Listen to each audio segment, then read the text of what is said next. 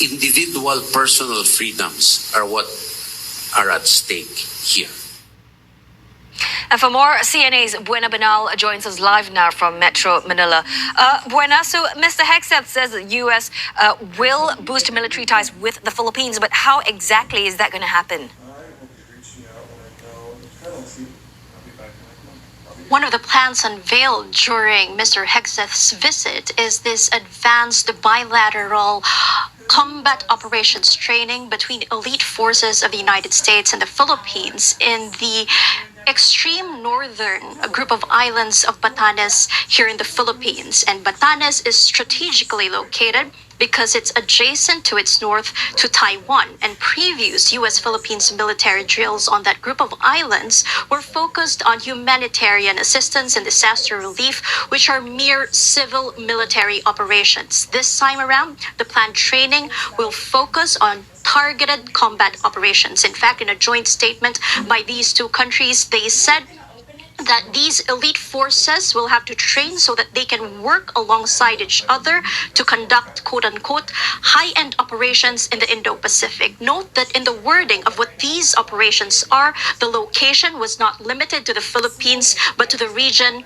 as a whole. In fact, in that joint statement, the focus was on the Indo-Pacific and not just on the South China Sea. The Indo-Pacific was mentioned 7 times, the South China Sea 1 time, and in relation to an oft-repeated stance that it is covered by the 1951 Mutual Defense Treaty of these two countries. That focus on the Indo-Pacific is a departure from previous joint statements of the multiple visits of former U.S. Secretary of Defense Lloyd Austin III, and this is significant given the geopolitical underpinning of this being more regional now in terms of deterrence by these two longtime military allies.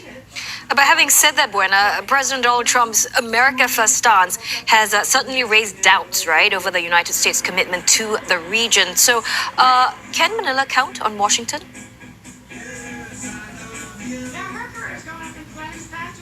Philippine President Ferdinand Marcos Jr. called the United States today the greatest force for peace in the region.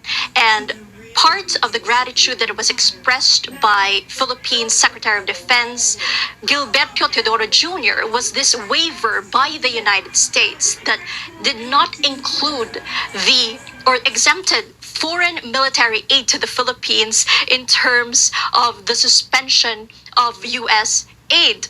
And it also committed to actually assist the Philippines in terms of local manufacturing of defense articles. The Philippines is already planning to incentivize defense manufacturing locally through a bill pending the president's signature that will create a special defense economic zone in the northern Philippine province of Bataan. The United States also committed to provide the Philippines an anti-ship missile system. All these, both Mr. Teodoro and Mr. Hegseth said, is part of deterrence, or what Mr. Hegseth called peace through strength, to counter what he labeled as threats from communist China. Hey, many thanks for that report on U.S.-Philippines relations. Buena Banal, Metro Manila. Coming up